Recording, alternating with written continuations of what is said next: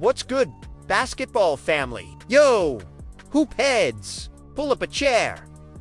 Let's talk about trades. I'm not talking about your run-of-the-mill, salary cap, filler, end-of-the-bench swaps. No, sir. We're talking about the kind of franchise-altering, league-shaking. What in the world were they thinking? Trades that we'll be debating for the next decade? The kind of move that makes you check your phone twice to make sure it's not a fake report from some random fan account? Imagine this. The face of your franchise, a young, generational talent who is your city's entire identity, is suddenly gone. Poof! And in his place, you get a certified superstar, a champion, a defensive monster. But a guy who comes with more question marks than a comic book villain. That's exactly what went down in Dallas. The Mavericks, in a move that sent shockwaves from Texas to Slovenia to Los Angeles, traded away their golden boy, Luka. In return, they got the one and only, the Brow, Anthony Davis. Yeah, you heard that right. This isn't a video game simulation. This is the wild reality of today's NBA. And the fallout, the drama, the pressure.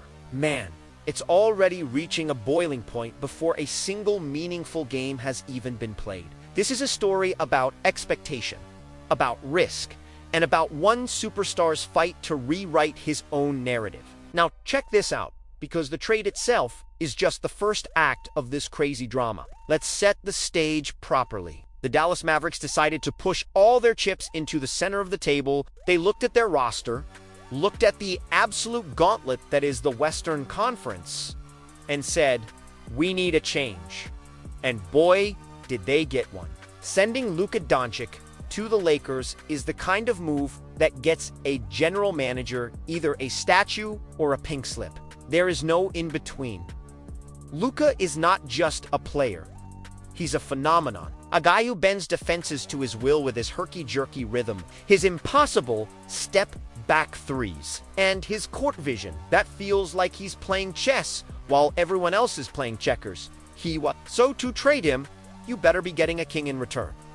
And on paper, they did. Anthony Davis is a basketball unicorn, a nearly 7-foot big man with the skills of a guard, a defensive player of the year caliber talent who can single-handedly wreck an opponent's game plan. We're talking about a guy with career averages of 24.1 points, 10.7 rebounds, and 2.3 blocks a game. He's a walking double-double who can also step out and hit a jumper. He's been to the top of the mountain, winning a ring alongside LeBron James in 2020. He is, by every definition, a superstar. So the vision in the Dallas front office was clear. Pair this dominant two-way force with their other star, Kyrie Irving, and create a new kind of dynamic duo. But then disaster strikes.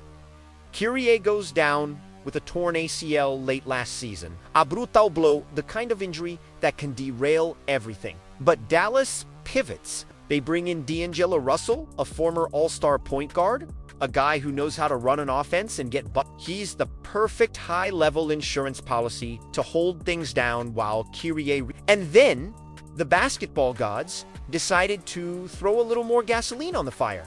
The NBA draft lottery happens, and somehow the Mavericks get a stroke of unbelievable luck. They land the #1 pick. And with that pick, they draft Duke University phenom Cooper Flagg. This isn't just any rookie. This is the kid everyone has been talking about for years. A versatile, high motor wing who is projected to be a defensive game changer from day one. So now the picture in Dallas looks insane. You have this front line that is just terrifying. You have Anthony Davis as your anchor. You've got Derek Lively II, who has already shown he can be a beast on the boards and a real defensive presence. You have Daniel Gafford, another shot-blocking threat in the paint, and now you add Cooper Flagg, this Swiss Army knife who can do a little bit of everything. On paper, this team looks loaded. They have the pieces to be a dark horse, a team that, when healthy, can compete with anyone in the league. The key words there, though, are when healthy. But here's where it gets crazy. The optimism, the hype, the carefully laid plans. It all hit a major speed bump the second training camp started. the first images and videos start to leak out, and the entire basketball world zooms in on Anthony Davis. First, you notice the goggles, a new addition after he suffered a terrifying detached retina last season. It's a smart, protective measure, but that's not what got the people talking. It was his frame. The man looked bigger. Not just bubble championship strong, but noticeably heavier. The reports that followed confirmed it. Anthony Davis had reportedly gained 15 pounds since the previous year's training camp. And the internet, as it does, went into a complete and total meltdown. The memes started flying. The hot take artists fired up their microphones, and the pressure on AD went from a 10 to a 12 overnight. This wasn't just about a few extra pounds. This was about perception. This was about professionalism. And for a player who already carried a reputation for being fragile, showing up out of peak condition was like waving a red flag in front of a bull. And you know who charged right at that red flag? Kendrick Perkins, the former NBA big man and current ESPN personality, is never one to mince words. He saw those pictures of Davis, and he went on national television and just absolutely unloaded. He didn't just criticize it, he laid out a three-point indictment that perfectly captured the anxiety of every Mavericks fan, Perkins said. And I'm paraphrasing here. But he was fired up. He said, 1, because you have a rookie in Cooper Flag. Who is your number 1 pick that's coming in? And what kind of example is that to show him? And man, that one hits hard. You have this kid, this potential future of the league, looking to his veteran superstar for guidance on how to be a pro. And the message he gets on day 1 is that it's okay to show up to camp looking like you enjoyed your summer a little too much. That's a tough look. Perk wasn't done. He continued to, you are in a tough Western Conference that's loaded. He's 100% right about that. The West is a shark tank. Every night you're facing a killer. The Nuggets, the Timberwolves, the Thunder, the Suns. There are no nights off. You can't afford to be at 90%, let alone trying to play yourself into shape while the games actually count. And then Perkins delivered the knockout blow. His third point was the one that hung in the air, the one that truly defined the entire situation. He said, 3, you was traded for an international superstar, and you are that guy on this team right now. You need to come into camp in shape. That's it. That's the whole story. You are not just any player. You are the guy they traded Luka for. You are carrying the weight of that decision on your shoulders. Every single night, you're going to be compared to him. When you have a bad game, fans are going to look at the box score and see Luka dropping a 30-point triple-double for the Lakers, and they re-go in the wonder, did we make a huge mistake? Perkins summed it all up by saying, I'm very disappointed, or a little disappointed, in Anthony Davis, because I thought he would come in and be on a mission this season. And that feeling of disappointment, that feeling of here we go again, is what's so terrifying for Dallas. This was supposed to be a new beginning. Instead, it felt like the same old story. Of course, AD had his reasons. He addressed the criticism, explaining that he intentionally adds weight during the offseason because he naturally loses so much during the grueling 82-game season. From a purely logical standpoint, it kind of makes sense. Basketball players burn an insane amount of calories. It's a marathon. Maybe having a little extra fuel in the tank to start the race is not the worst idea in the world. But sports, as we all know, is not always about pure logic. It's about emotion. It's about narrative. And the narrative around Anthony Davis has never been kind when it comes to his body. Fans just weren't buying the reasoning. It felt like an excuse. It felt like a player who didn't fully grasp the monumental task in front of him. He wasn't just joining a new team. He was replacing a legend. He was stepping into a city that was heartbroken. He needed to show up looking like a Greek god, ready to go to war from the opening tip. Instead, he gave his critics all the ammunition they needed before he even played a single second in a Mavericks uniform. This whole situation is a classic case of a hero under pressure. And the drama is so compelling because the conflict is coming from all sides. It's not just one thing AD has to worry about. First, you have the external conflict, Davis versus the media. Kendrick Perkins is the face of it, but he's just saying what a lot of people are thinking. Every sports show, every podcast, every basketball blog is debating this. Can AD handle the pressure? Is he committed enough? Every single move he makes will be scrutinized, analyzed, and over. If he has a slow start to the season, these questions are only going to get louder. He's playing against an army of doubters, and the only way to silence them is to dominate on the court. But that's just the start. Then you have the conflict of Davis versus the ghost of Luka Dončić. This is maybe the toughest battle of all. He has to win over a fan base that adored Luka. Luka was their guy. He was homegrown in a basketball sense. They watched him grow from a teenage prodigy into an MVP candidate. That connection is deep. AD is the new guy, the outsider who was brought in to replace their hero. That's an incredibly difficult position to be in. He doesn't just have to play well. He has to play so well that the fans in Dallas forget what they lost. And man, that is a tall order. And finally, you have the most important conflict of all, Davis versus his own body. This is the narrative that has followed him his entire career. The man's medical chart is longer than a CVS receipt. We've seen it all. Strained adductors, calf strains, knee sprains, back spasms. And that's just the appetizer.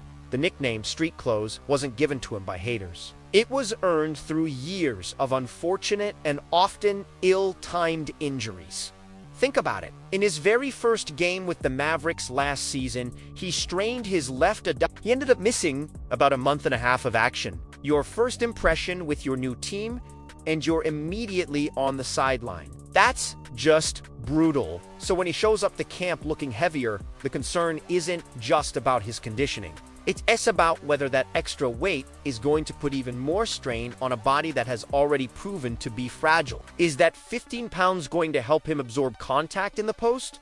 Or is it going to put more stress on his knees and ankles every time he lands? This is the billion-dollar question for the Dallas Mavericks. You're replacing a guy in Luka who is a tank, a guy who plays nearly every game, with a guy who you have to hold your breath every time he falls down. That's a terrifying gamble. This whole thing connects so perfectly to the modern debate we always having in basketball about player fitness. What does it mean to be in shape in today's NBA? We have the concept of load management, where teams strategically rest their stars to keep them fresh for the playoffs. Some people see it as smart science. Others see it as players being soft, avoiding the grind that legends of the past embraced. Anthony Davis is now right in the middle of that debate. Is his plan to add weight a form of proactive load management, a way to prepare his body for the long haul?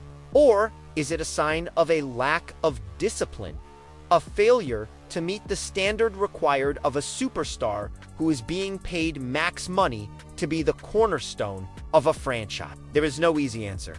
The emotional hook here is just incredible. It's a story that lets you choose your own side. You can be the person who roots for a D, who sees a guy trying a new method to conquer his injury demons, a guy who is ready to put a team on his back and prove everyone wrong. You see the potential for an epic redemption story, a tale of a champion reclaiming his place at the top. Or you can be the skeptic. You can be the person who sees the red flags, who remembers all the games missed, and who believes the Mavericks made a franchise-crippling mistake. You see the potential for a spectacular train wreck? Either way, you're hooked. You have to watch to see what happens. This is what makes the NBA so much more than just a game. It's a soap opera played out on hardwood. You have these larger-than-life characters, massive stakes, and non-stop drama. The Dallas Mavericks' entire season now hinges on the health and performance of Anthony Davis. If he stays healthy, if he plays like the top 5 talent we all know he can be, then Dallas could be a legitimate title contender. That front line could be a defensive nightmare for the rest of the league. He could form a lethal partnership with Kyrie and D'Angelo Russell and they could make a deep playoff run. The trade would be hailed as a stroke of genius. But if he gets hurt again, if the weight slows him down, if he can't handle the pressure of being the guy, then this entire experiment could blow up in their faces. It could set the franchise back for years. They would have traded away a generational talent in his prime for a player who could unstay on the court. It would be a cautionary tale told for years to come. So, what's the verdict? What's going to happen in Dallas? That's the question everyone is asking. Is Anthony Davis about to embark on a revenge tour, silencing every critic and leading the Mavericks to glory? Is he going to use the disrespect from guys like Kendrick Perkins as fuel, coming out with a fire we haven't seen in years? Or are we witnessing the beginning of the end for a superstar whose body just couldn't keep up with his immense talent? Is this the biggest trade bust we've seen in recent NBA history? Man, I honestly don't know. And that's what makes this so exciting. We are all about to find out together. The pressure is on. The stage is set. And Anthony Davis is standing right in the spotlight. I want to know what you think. Drop your thoughts in the comments below. Was the trade a win for Dallas, a disaster, or is it too soon to tell? Do you believe AD's reasoning for the weight gain, or do you agree with Big Perk's criticism? Let's get this debate going. And hey, if you love talking hoops and diving deep into the biggest stories in the league, make sure you like this video and subscribe to the channel. We're just getting started. Until next time, keep bailing.